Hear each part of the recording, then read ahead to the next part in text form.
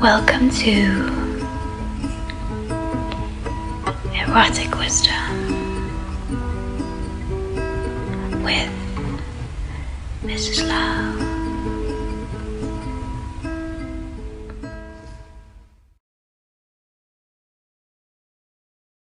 Hello everyone, this is Tantra Evolution. I'm Chacko, and my guest today is Valentina Leo, also known as Mrs. Love. She's a Dakini, a tantrika, and a sacred sexuality teacher. She's Italian by birth, based in Cape Town, South Africa since the late 90s. Valentina holds the lineage of female teachers of the Tantra school of Kashmir Shaivism, and she calls it the Tantra school of fascinating wonderment, or Vismaya in Sanskrit. Her teaching is intuitive and direct, and working with her will ask everything of you. So welcome, Valentina, to Tantric Interviews, and I'm really glad to have you here. Thank you, Chacko. It's a blessing to be here with you today. So one of my first questions for you is, can you just shed us some light on what exactly is a Dakini? Who is a Dakini? What is that term stands for you? So the Dakini is a wisdom teacher. So she that teaches from the heart of reality. She brings a direct transmission, and she, in her appearance, when she comes into form, she is the one that brings forth the full marriage of masculine and feminine. So she is the emptiness and form at the same time, formless and form, emptiness and bliss, method and wisdom. And so she sprouts out from the heart of the void. And so sometimes she takes a form of a being, but sometimes she can appear in the bird flying in front of you. She can appear in the form of the sky. She can appear as a child. She can appear as a song. So she carries the wisdom in all the seductive aspects of reality, and where we can soften our heart into the teaching. And so the teaching is not a mental activity, is not a knowing of the brain, is not linear, is not in the book. You can't refer it to the book. It doesn't have sentences that begin and end. But she's a vortex. She twirls and offers the teaching to the people coming from a place of deep love seduction. And this is one of the big essence of Kashmir Shaivism, this particular stream of Tantrism, that you will recognize the teaching when your heart is pierced. And you fall in love. It's the same experience of falling in love. Something happened, and the heart just crack open, and there is a recognition where we say, but I knew that. I recognize that texture. And so it can come in all possible forms that are not only tantric, but they belong to life. And so the Dakini ride this wave. So she is unbounded in her freedom. She's undescribable even. And so for me, when I'm holding this lineage, when I say that I hold this lineage, it's because my teaching are direct, they come from life. And of course, I do my study as well, and I love the textbooks, and I found them really expansive as well. But I also feel we've forgotten that the truth is hidden everywhere. And sometimes I also found that the tantric teaching becomes very dogmatic. And there is that place where even we debate what is real tantra, and this is more authentic. And already when we're debating, we've lost the essence. because the tantrika wants to fall in love with reality. That's all. It longs for this mystical union of dropping into the true knowing that will sweep me off my feet like a beloved. And so the Dakini use these means to communicate the truth. She uses enchantment, mysticism, visions. And many men are Dakini too. I mean, I know that in neo-tantra, we have this thing of Dakini and Dakas. Mm. And for me, for the way I understand it and I researched it, there isn't such a thing as a Daka. The Daka is when we want to, again, to limit the expansive teaching and make it binary, make it linear. Oh, if there is a Dakini, there must be a Daka. No, it's like there's only one heart. It's called Dakini. It's when the formless seduces form, and form become the seduction of the formless. And this can be embodied by many men. I know few men that actually are Dakini. And the Dakini also has the quality of the trickster a little bit. You know, she carried that quality of magic and that quality of shake you from everything you thought you knew. So she's a little bit of a trickster. In the history, she appeared like a young girl, and then suddenly an old, ageless woman, and then suddenly half woman, half animal. So she wants to trick all the places in your mind where you're holding on to linear thinking and linear knowing. Mm-hmm. And she used this as magic trick to bring you into the knowing of the heart that sometimes doesn't have words. The hearts arrive before the mind. And then the heart wisdom inform the thinking. And so the Dakini is the one that pierces the heart, that comes straight into the heart. And so sometimes their teaching are unorthodox, are out of the ordinary, they're scary, they are intimidating.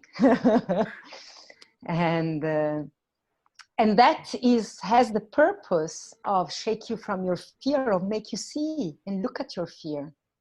And some of my students tell me sometimes I look like a child, a young child, and I'm so cute. And at the moment I look terrifying and I look so old and my hair turned gray, all of them, all of a sudden.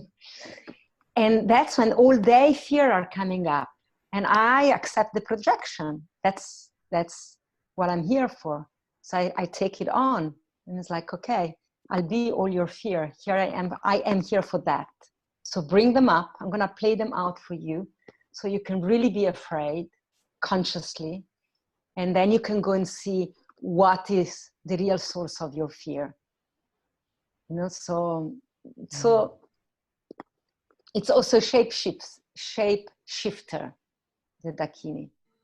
So Dakini doesn't have to be, as you said, a woman or a man. It can be both. I mean, a man can hold that particular space or quality or energy. Completely.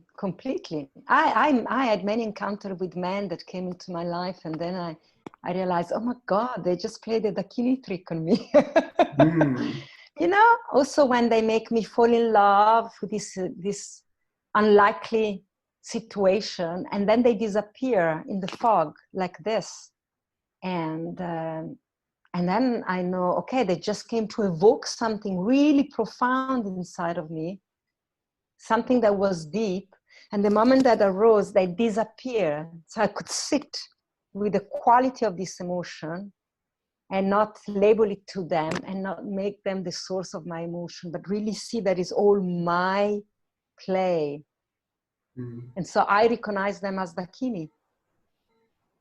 And what is the role what is the role of body, the physical embodiment in this whole process of becoming a Dakini? How does the Dakinis use the body, the physical body, to play this, the trickster game? Well, it goes along with the pantomime that we play, you know. It's like if this is a big play, it's the lila, is the dance of reality. So we know that intrinsically it's all unreal, but you have to play the game as if it's really real. This is important. It's like if you're an actor and you're in theater, you know you are performing, you're playing a role, but while you're playing the role, you must really thoroughly believe with every cell in your body that is real. Otherwise, you'll be a terrible actor. You're not going to fulfill your role play.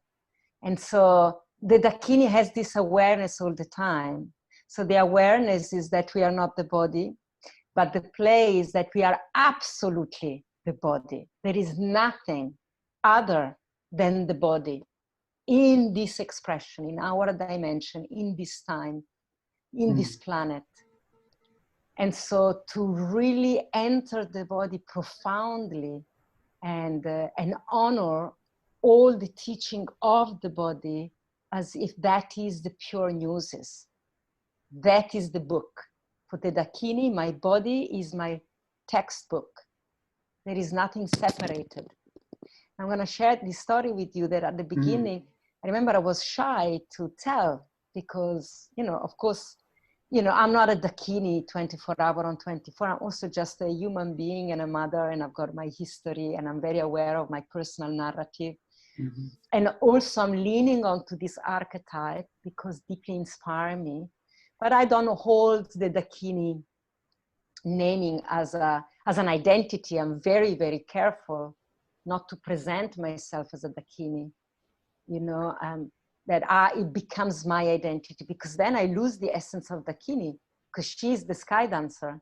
She's transparent like the sky. It means she doesn't hold on to any identity. And if I hold on to that as my identity, I would lose her completely. So I do this dance with Dakini. I notice sometimes I become a Dakini. It moves through me. And sometimes I'm just Valentina, I'm a mother, and I've got my daily life struggle. And this, it's ongoing. And there was a time when I was studying about 6-7 years ago, when I started to really go deep into the traditional text. And I was reading the Shiva Sutra. And for me also the traditional text, when you enter them, they became my lover. I think they've got this ability, because it's magic, to talk to you individually, personally. It becomes an intimate relationship with the textbook. And the words that are used, because it's Sanskrit language, they are so expansive and they enter the being so deeply, and they can really explode pockets of awareness. And it's really felt, you know, and sometimes they're hard to go through, like real human relationships. So there is this battle with the book, and it's just like having a love affair. And then I came across this concept of Vismayo. You mentioned it now in what I call the School of Fascinating Wonderment, because when I received that piece, I realized that all my teaching started to sprout out of that one word, Vismayo. And it's in the Shiva Sutra, it speaks that the attainment of the tantric master, the yogi, the tantric yogi, is not about the physical ability, the yoga of the body, you know, headstand or extreme physical posture, but is the ability to live life in every moment with the quality, with the inner posture. That's inner yoga. It's the inner asana. The posture is an attitude of my being. So to meet every moment in life with the attitude of Vismayo, fascinating wonderment, or sometimes is also translated being wonderstruck by my own nature. So wonderstruck by seeing the true nature of reality. And I love this word so much. When I read it, just this word, to be in fascinating wonderment, suddenly expanded into my whole being. And I had to close the book and self-pleasure. and go into erotic pleasure with myself. And at the beginning, I was ashamed. It was my secret. It's something I would have never told my Indian guru. You're India, and so you know what that would have taken, big judgment. And I wanted to carry on studies. So, like there are some things we keep private. But I noticed that kept happening, that when I'm with the sacred text and I find a piece that really shake me to the core, and I know in that moment, it's expanding my ability to, my awareness. I'm moving to the next level. And is a body experience. It's not happening in my head. In fact, I have to move into self-pleasure, body pleasure, to expand the thinking mind. Because I notice how the thinking mind wants to grasp this concept that they are so amazing. My whole body, it's called to participate. And so for me, this is the Dakini, the true embodiment. So she, in her unbounded joy and unlimited freedom, take the whole of her form and rejoice of this moment of realization. And so the body is absolutely essential. It becomes the altar in which we perform the ritual of absorbing reality as an embodied experience, and then become a knowing that lives in every single cell of your body. And it's something no one can ever take away from you, and is beyond debate. And you just know.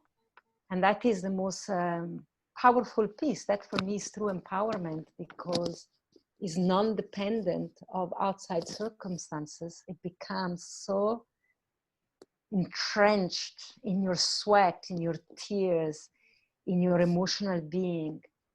And so pleasure, it's definitely a ritual of the body, and it's definitely one of the expression of Dakinis. She's always in pleasure. I mean, if you see this painting behind me, you see the painting of Dakini, they are always in utmost ecstatic joy, even when they come as demoniac expression. They're wrathful, they've got fangs, but their body still express and exude ultimate joy. Because it's also being in human rage. It's amazing for the formless, for a light being that never had a body, to even experience physical rage. Wow, what a rich experience. And so it consecrates everything that belongs of the body. So I understand this part of the body. So how do you recommend to people living in modern society, in cities, how we can come back to this embodiment? That should have been natural, we can observe it in babies, they are more in that ecstatic state. But then after a period of time, when we start going to school, we can see that this whole, we start to crisp and become more rigid in the way we move. And I can see it, my son, when he was a baby, it was different. Now for certain things, he's just crisps everything. And less ecstatic. And as an adult, for me, it was, I was more like structured and rigid. And then when I started practicing, I could see that my body was moving. And sometimes it just moves in its own way. And that is pleasurable. And I'm not looking for pleasure, but it's happening inside. And it's just expressing, as you said, to body. And so how would you transmit it to people who are just sitting in front of the computer and working, and they have their own tensions and daily living? How will you bring this? Well, I am I'm very fond of a practice called Tandava, which I believe also Osho presented it. I think Osho had a different name with an Latihan. Latihan, So, it doesn't really matter as long as the practice move through. Again, I'm not here holding which one is it's true and which one is more traditional. As long as they work, we're looking for results. So is to engage the practice of Tandava invited the body to engage in flowing movement that has no specific meaning. You know, we learn to use the body as a machine to deliver something. And so the gesture of the body become very linear, and we're using the hand to eat in this way, to write, to even when we go running. And we forgot how to open the body sideways, for example, to shake the arms up for no reason, just because I want to feel my circulation of the body, and I want to sense my connection to space. And kids do this all the time. Very small baby. I remember watching my daughter when she was 2 weeks old. I remember this moment because we were all mesmerized, and I put her on the table in one of these half reclining seats. And she sat there and she just looked at space. And, you know, in 2 weeks time, the pupil, the eyes are still very open also. Yeah. And it looked like they're not focusing on anything in particular. And so she was staring at the space in front of her, and her arms were just floating in space in front of her. And at the time, I didn't know about this practice, but now I recognize it as the Tandava. She's just feeling the primordial joy of having a body that releases itself into space.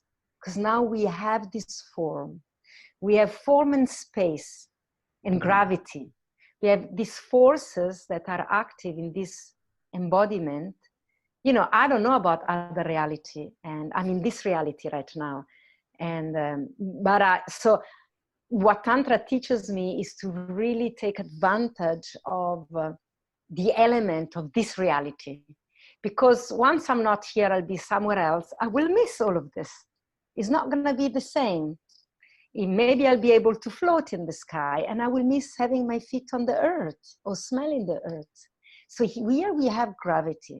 And so gravity allows me to play with and against it, to feel my body weight, to soften into the pull of the earth and suspend myself.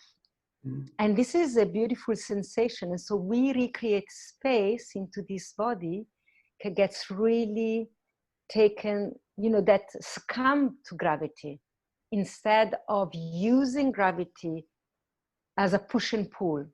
We just become, I don't get the right word now, but victim of it. And so we curve into, you see old people, they curving, the spine start curving. We feeling this pull, plus everything happen in this thinking brain, this head becomes so heavy. And so when we do the practice of the Tandava, which is an alignment with the Dakini energy, because if you see the picture also, I keep it in my room, so I get reminded of the movement of the chest, of flowing in all direction for no reason, just because I've got a body and just because I've got a heart. And actually, the bigger reason is because I love. And I want to love this moment, and I want to love space around me.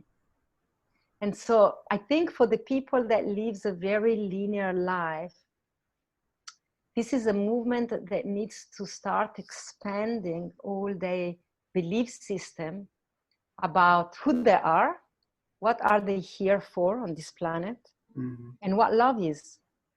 Because when we start to understand that also love is not something linear that I give to someone, that I exchange with another human being. It's not a tool of exchange. I love you and you love me back. Or because you love me, I then love you. It's not a trade love.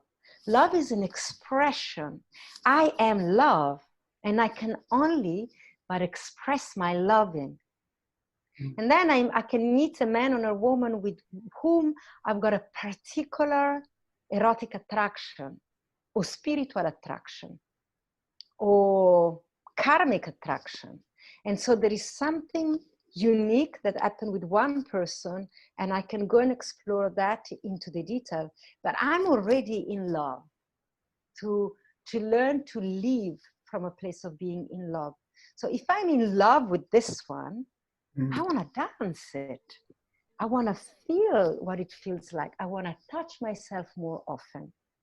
I want to sense the back of my body as much as the front of my body, because I'm in constant lovemaking with this one and space. Wisdom and method. The wisdom is the space. The method is that I'm a human. This is what the Dakini carry. And so this is my method on this reality. What can I do with this human body? And so life became a laboratory. And you've been onto my website and you know it's called the Laboratory of Love. Because that's life. That's how I understand it to be. My body is a laboratory. So you're exploring and experimenting. Keep constantly. And when I think I know who I am, I must stop thinking I know, because when I catch my mind that I think I know so much, I'm stale already. I'm finished. I'm limiting. And so I need to drop myself into another space of not knowing so that I can explore it. So why is it difficult to enter into that state, as you say, the state of floating awareness? You know, floating awareness. Beautiful. Why is it difficult for us? Because we've been educated otherwise. You know, school is the biggest limit, and you know, school prepare us for a system that is very linear. And also, we were told at school not to fidget, not to move. You know, if I was moving like I am now at school, I would be asked to please stop. I remember, stop fidgeting. And sometimes when we draw doodles, when the teacher is talking and we scribble on the paper and we are told not to scribble, to put everything down and to listen. Now, this is an abuse that we do to our body, because the body is an organism that expresses in all directions, just like the cosmos. And this, the tantric texts are telling us this. We are made in the same blueprint as the star, as the universe, as the solar system. And we know the cosmos is in constant expansion in all directions. You know, like the planet is round. So we are round being, like the sun. And so when knowledge receives me, in order for me to allow this knowledge to enter me, I need to move in all directions, because when I activate my full being, I am open and available. And so I would learn much better if I'm allowed to dance a little, to move, to stand up, to sit down, to draw something, because I'm opening all the receptor in my body. And also Tantrism teach me that true mind reside everywhere in the body, not just in my brain. So the thinking brain has a function like the heart and like the lung, and they don't move. But mind,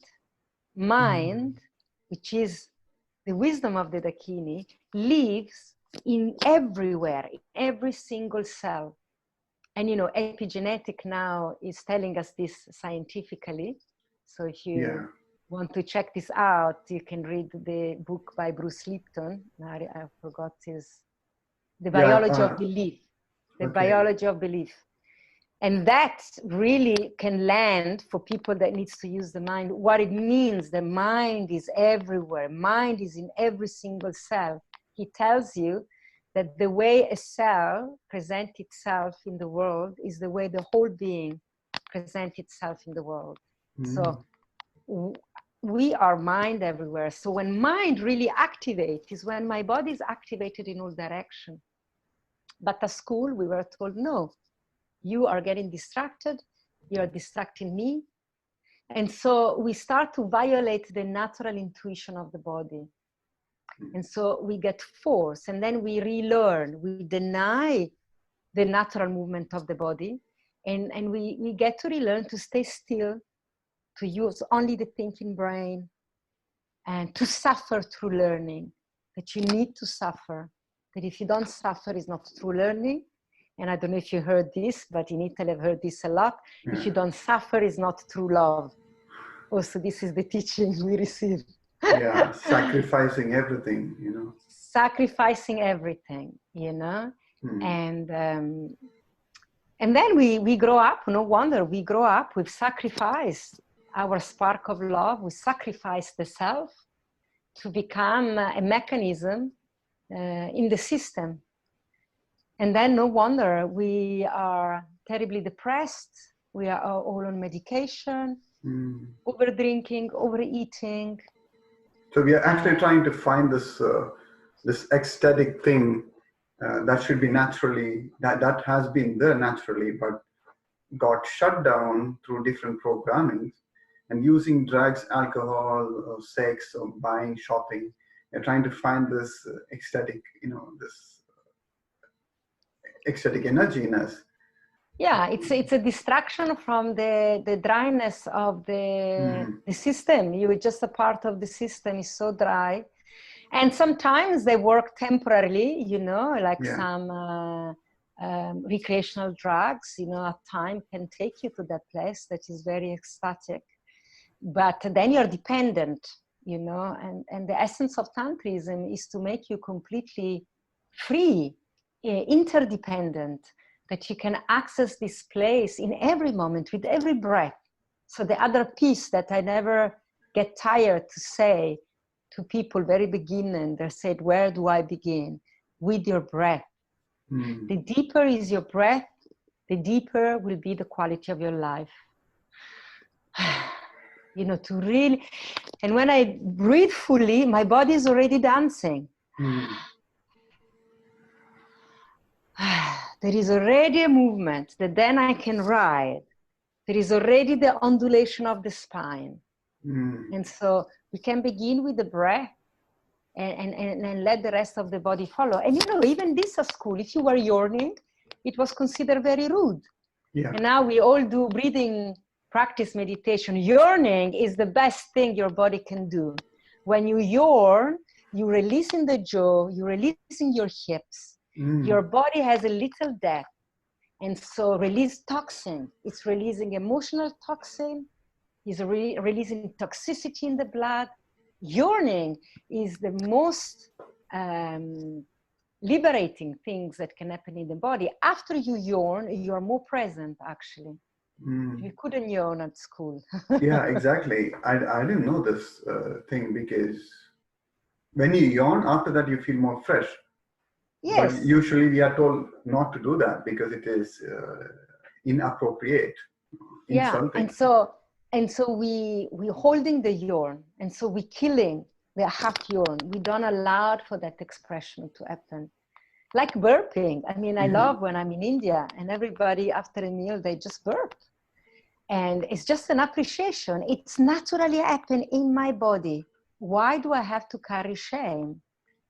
And this is the essence with everything. We carry shame for the natural movement of the body. And so that eventually brings distortion to who am I naturally. There are no more natural elements in me. I've disowned all my natural instinct.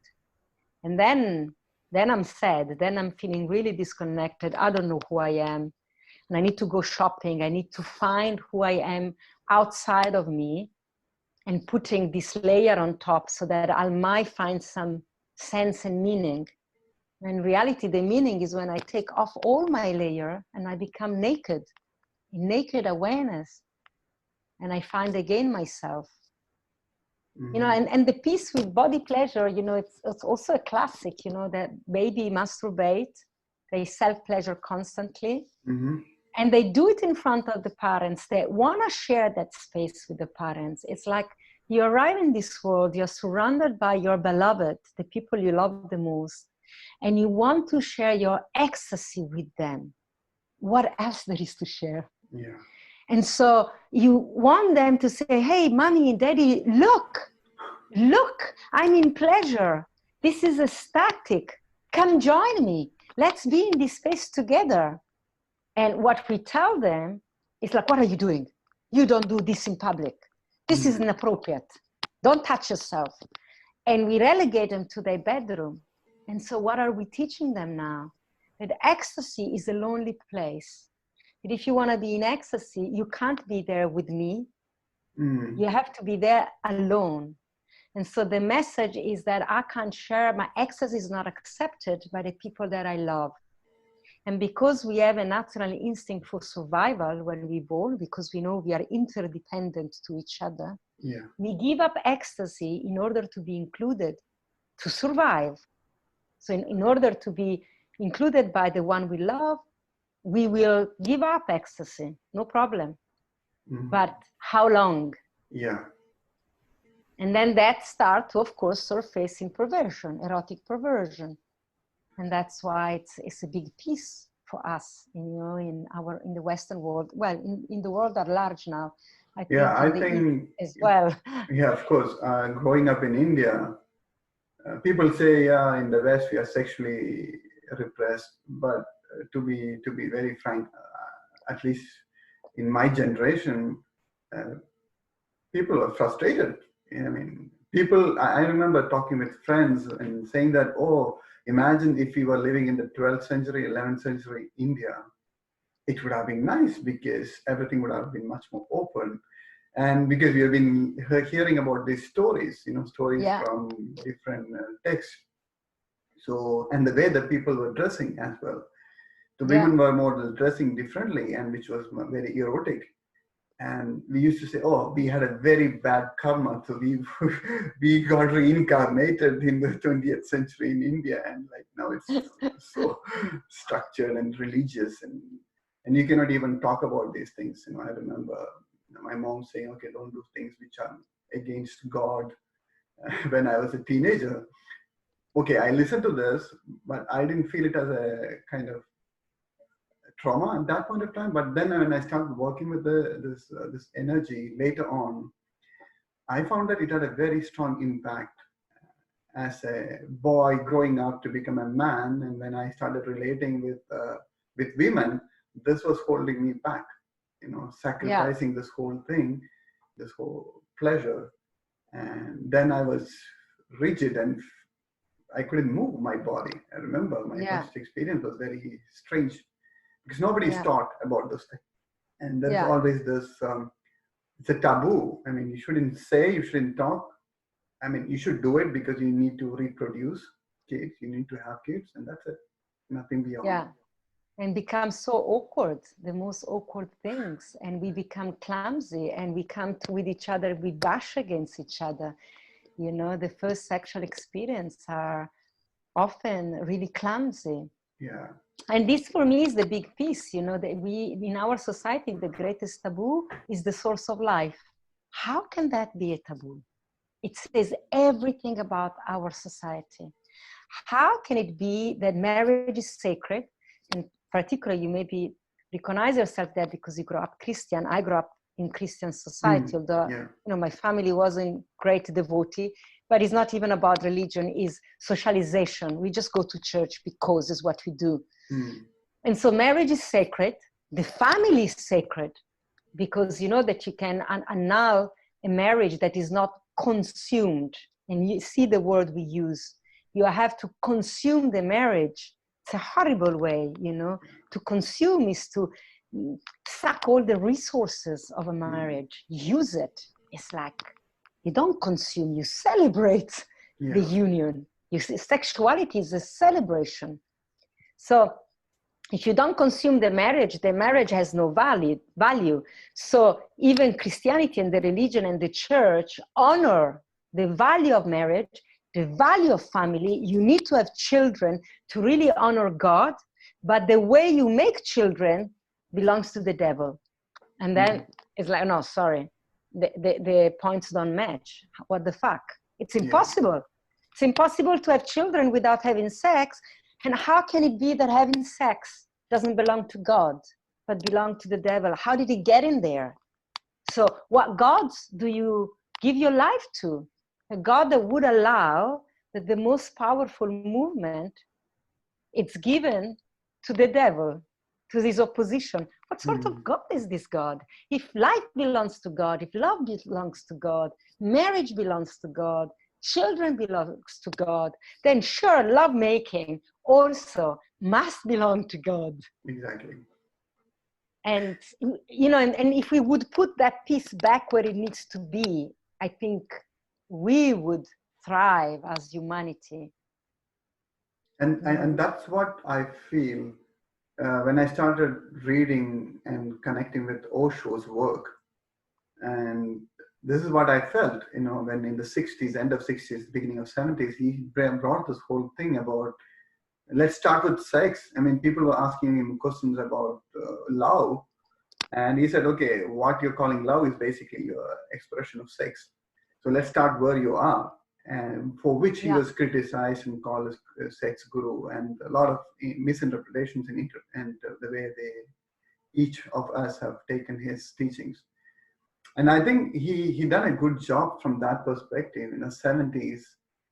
At least for many of the disciples who came from the West, it was a way to liberate and express. But I feel now in India, there is a second wave of people getting attracted to the teachings of Osho. But still this whole, the cultural, I would say the cultural scape, the collective cultural consciousness in India is very strong in terms of traditions, in terms of what is to be an Indian. It doesn't have to be a religious background, I remember learning at school, what is the quality of an Indian woman? This is something I learned at school when I was like 13. And I remember my mom repeating it, and I was like, okay, but you go to church, but you're repeating something which is coming out of the things which are coming out from the traditional Indian culture. So this is so much ingrained, and it's very difficult for many people. And I've friends, both men and women, trying to explore this dimension that you're talking about, but feeling doesn't have the space for that. Yeah. Because of judgments and no safe space for that. Yeah, and everywhere, also in Italy, the good wife, the good Italian wife needs to cook well and sacrifice her life for the husband and the children. So the good wife needs to be in suffering. That's how I grew up. You have to give yourself up for them, for your family. And then what are you offering to your family? You're offering your sadness, your frustration, and make everybody eat because you don't know how to share emotion. And so it's just about the food, and food is another big addiction, like sex. Yeah. Because we use it as an avoidance instead of being a celebration of my humanity. It's how can I avoid being stuck in a body that I don't know who it is, and it's so painful. Let's fuck, let's overeat, let's drink, because I don't want to think about it, because I know I'm in prison, and I know it feels like there is no way out, and then all the addiction are the only way out. So and I think Osho was genius, was brilliant. I adore Osho, although I don't consider myself just a disciple of Osho, but he's one of my mentors for sure. And I love to read his book in Italian, because he's also a Dakini for me. The way he speaks, like Osho never wrote a book, he spoke.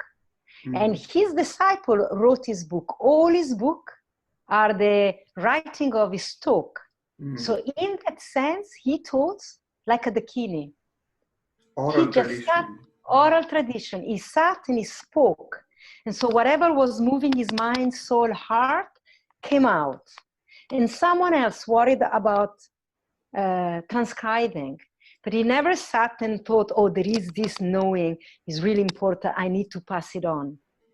So when I read Osho, it really touched my heart, like we're having a conversation. It's a love affair.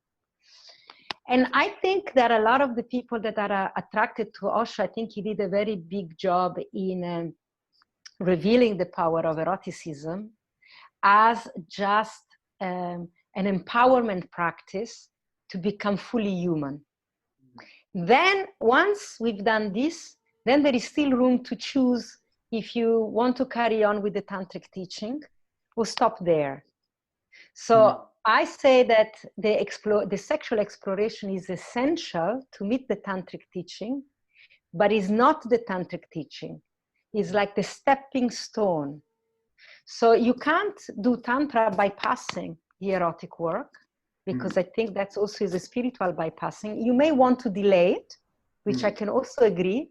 In the traditional school, they want to develop your understand of who you are in relation to reality and the cosmos. Mm-hmm. And when you understand who you are, that you are a celebration of reality, then you can engage in erotic connection as a celebration of the one you know to be. And sometimes in neo-tantric practices, sexuality is at the very beginning, and all we're sharing with the other, it's all my shadow, all my addiction, all my fear. And so my sexual encounter is not really a celebration, but is a clashing of projection, of drama, of heartbreak. And sometimes it's painful and complex and complicated, and it can lead in some drama, not all the time. And then sometimes it gets hard to navigate. So in the traditional teaching, they said, why make it so hard? Learn a little bit about yourself, do some dancing, do some tandava. You know, Osho also had a lot of practice, the dynamic, the kundalini. So get to know this body, who you are, your movement, and then engage in sexuality. So you can own yourself, and at least you don't just blame the other for everything. You have a sense of responsibility. Said so, I think to start, you can also start with the sexual interaction to discover yourself. Because it's in sexuality that all your fantasy, all your ghosts will come to the surface so clearly that you can say, okay, now I'm stepping back and I do all my inner work because, oh my God, it's so strong. So it's like exploring your dark sides or the shadow side and then working with that. Yes, because sexuality, unfortunately, for everybody living in the contemporary world is the shadow. Because it's a taboo. So our sexuality, our sexual desire is the shadow work for the majority. Because we don't talk about it. No one educates us. And so we have all this desire and fantasy and we keep putting them down.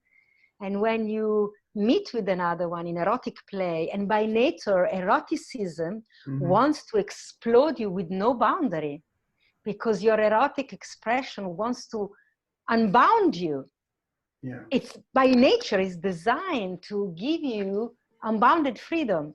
And so when you suddenly explode in erotic attraction, oops, maybe not all the pretty things are coming up. So it's like shaking a bottle. Yeah. And all the dust come at the surface. And now you have to catch it. And maybe it's good if you have some guide to guide you there instead of just going into big emotional drama. And what I wanted to say is that for some people, that also is enough to do sexuality work. I think it's of paramount just to build the human. And it's got nothing to do with Tantra. Tantra arrives later because Tantra really is about understanding reality and your place in reality. And some people, is enough for them to be sexually liberated, to own their sexuality that is not in the shadow, but is in the light, and they can celebrate it. And that's maybe is enough for them. And they don't want more than that. They don't want to enter the core of reality, to understand the meaning of life. And fair enough, you know, they just want to have a happy life with limits. They're happy to rejoice in their limit and have boundaries. And that's for me still valid. You know, that's where I distinguish the sexuality work and Tantra. Tantra, real Tantra work arrives when you work with your sexuality, when you really worked with your demon. And then you sit in front of a man, there is a man and a woman, they can sit in front of each other and they can engage in sexual practice or not.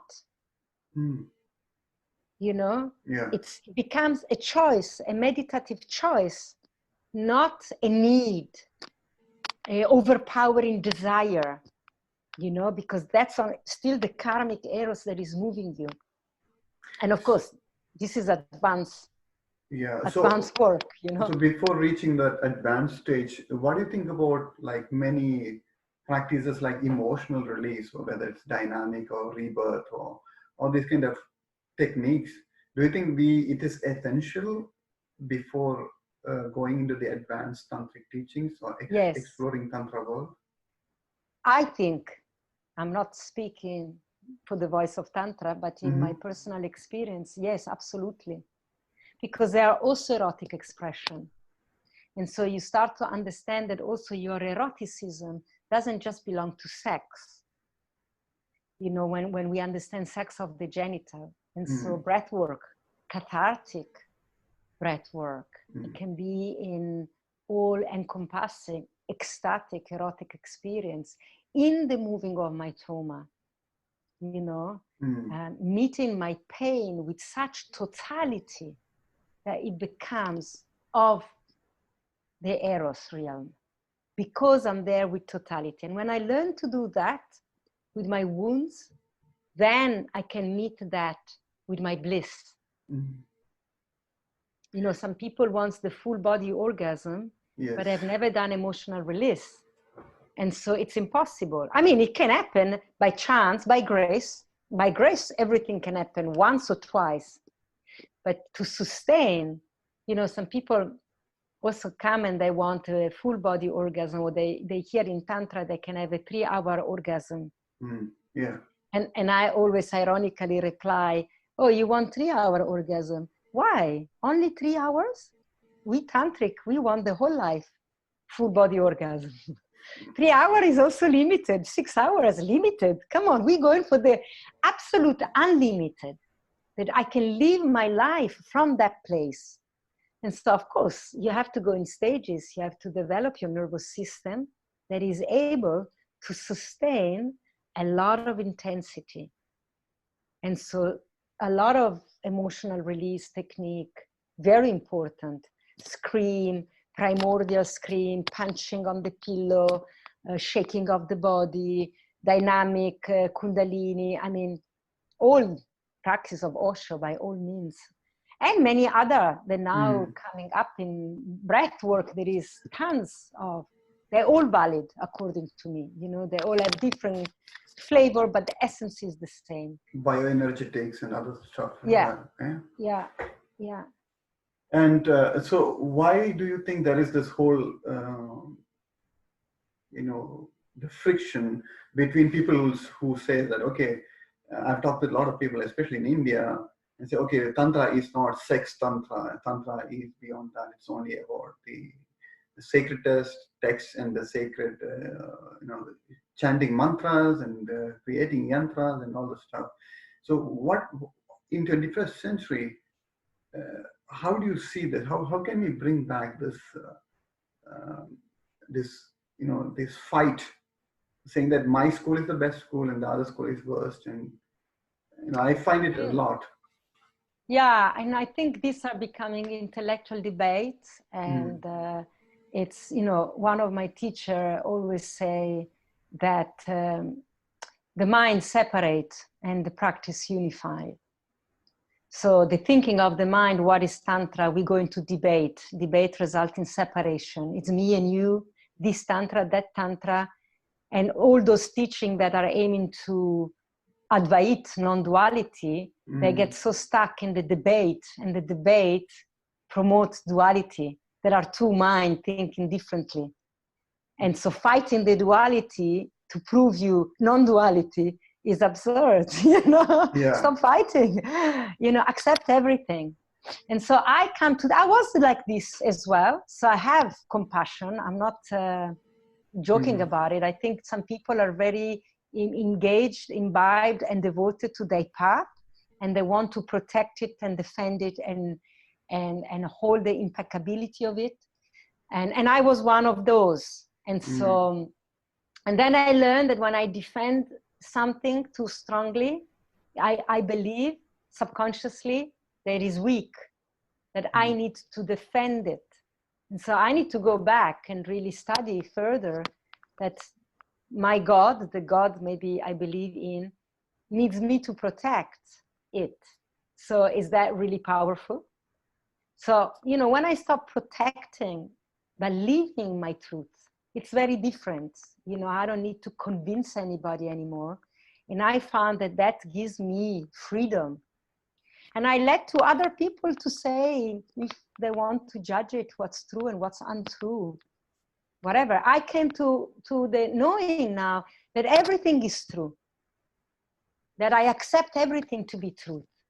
And then I can choose to live by the truth that vibrate my body, that allow my body to fall in love when I hear that truth. And then there is no more mind doubting. Is it not? But what about this? And so if I meet another Tantra school, like I'm not big in Yantra and Mantra, for example, but I'm not denying it. This is not something I spend my time, I engage with. It just doesn't work with me, my temperament, the quality of me as a human being, you know. We all have different taste and quality, and we are designed by divine perfection to be like that. So that even in the tantric teaching, there is infinite variety, because we are infinitely, slightly different, and God wants to have a different experience with each and every one of us. So, but the teaching I don't embrace, I don't deny. I'm not gonna say, that's bullshit, don't lose your time there, that's a wasted time. Absolutely not, because for some people, that's where they might find their body vibrates and they really fall in love, and that really works for them. And so I tell all my students, listen to what works for you and just imbibe yourself with that, consume yourself with that practice that really works for you. And so, you know, I choose the lineage of Kashmir Shaivism in this time of my life. It could also change, you know. So far, in the past 10 years, it's been, and I was there even before I could give it a name. You know, I had the same quality and sensitivity and intuitive understanding, even before I could name it. And then when I found it, I could name it and give it a place, and which created order, you know, in my mind, because also I'm scared of chaos sometimes. I felt I was floating. And then I found like a family, like a school. That's what I call this, a school of thoughts. And out of Kashmir Shaivism, I even extrapolate more and more and more the essence of fascinating wonderment, which come from those teachings, from that school. And I choose to completely imbibe myself into that. And my exploration spin around one word, if you think about it, Vismaya. So out of a whole book, I took one word, and it was so powerful for me. I stopped that book for 1 whole year. I didn't carry on reading because I could constantly meditate the meaning of fascinating wonderment, and took me in so many directions. It awakened so many aspects of my life. How can I be in fascinating wonderment when I'm parenting, when I'm afraid, when I'm scared? Now, with the state of affair we live in now, can I still bring the fascination and the wonderment, even in the craziness, even in the things I don't understand? That can be still an element of wonderment, that I accept the unknown, you know? And so, I don't know if I'm answering your question. I'm trying to bring myself back in this school that they fight in, that debating on what is Tantra. I stopped debating. And I realized that the more I was saying, when I would see other teachers presenting Tantrism, and I would feel offended. This is not Tantra. This is just free fucking, you know? And then I started to call the part of me that was judging that. Oh, do I still have a judging about free fucking? So do I still think there is sacred fucking and unsacred fucking? Then I'm not in non-duality. You know, lovemaking is always sacred. And some people can have the awareness and some people don't. But nonetheless, it is less sacred from the eyes of the divine. They're still playing out Devi, dancing her form. You know, and one time, I give you this little story. There was, I made a small movie of photographing many yonis. I photograph a lot of women vagina. You're familiar with the word yoni. And I made a small movie. And it was very transformational for everybody that saw it, because women don't show themselves, because we've been told not to, because we are ashamed to. And particularly, we don't see each other, women to women. We have no participation in our collective eroticism. And so it was a great medicine, even for women, to look at ourselves in the different shape and form. And one of the women decided not to give me permission to put the video online. I asked if I could put it on YouTube or I could share it with my student. And she says, no, no, no, I don't want my yoni to be on display for the odd pervert to start jerking off. And you know, that's just how that was phrased. And one of my colleagues rephrased it for her. And he said, but why wouldn't you want that your yoni could inspire a lonely man, afraid, wounded, abused perhaps, to love himself? What's wrong with that? You could offer him such a great blessing. And you see just how it was phrased. She already chose he's a pervert that is gonna jerk off, the language we use, over my yoni, as if he's gonna take something from me and use it for his perversion, when in reality, he can't take anything from you the moment you offer it. The moment it's on offer, it's for the taking. Like the Tantra, they were written, the Veda, they are on offer. They were given to us for everybody to use as we deem fit. There is no judgment from the author. We judge each other, how we interpret. And so for her to offer her body, her sacred place of worship, her yoni, to offer it for a man to find the inspiration and love himself, I found that so exquisite. And then suddenly there are no more perverts. There are more wrong people. There are people that are very lost and lonely and confused. And sex still, even in taken in small doses and in the misunderstanding, becomes a moment of divine relief. And in that is also very beautiful. Even if it lasts 30-second orgasm, 2-second orgasm, it doesn't matter. In that moment, my wish is still that I could have a glimpse of the divine. And so in that, it's all sacred. And then of course, in the teaching that we all offer, and me, you, everybody that teach Tantrism, now I rest in knowing that every teacher, even the one that maybe are a bit clumsy because they're at the beginning, but I want to trust that the teacher has the calling, it's hearing the calling to bring forth an awareness that is that life is divine, that everything we do is divine. And so I rest into that compassion. And so I stop judging what everybody else does. And I offer them my love. And I offer them my wishes to do great. Yeah, thank you. Thank you for... We are all doing the same thing. Yeah, exactly. I mean, thank you for laying it out this way. Your take on this whole the debate culture that can happen when we bring in the intellectual part and trying to justify this school is good and that school is bad. My Tantra is better than yours. And so it's more than an hour, so we'll try to wind up slowly. We can go on talking for hours, I think, like the orgasmic state. I'm Italian. And I like to listen to you. I mean, your voice is like taking me on a voyage, in a voyage. So I'm trying to bring it back. So for somebody who's going to start their, exploration into the world of Tantra, where do you advise them? I mean, in which way they can explore it or start exploring this?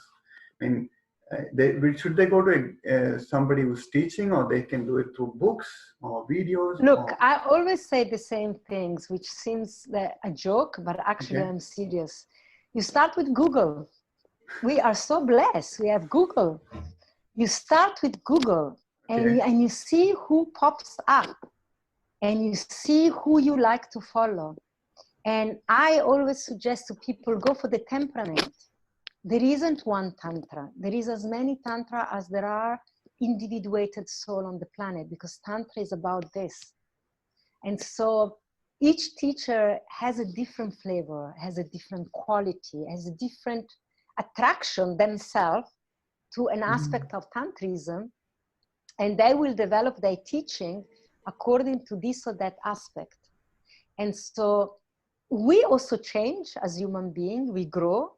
And so we find the teacher that is right for right now, is the perfect teacher for right now, for wherever one is. And you start with that. And there are beautiful lectures on Google about tantric text, you know, and, you know, maybe to start a traditional book by yourself, it's hard, because they feel impenetrable.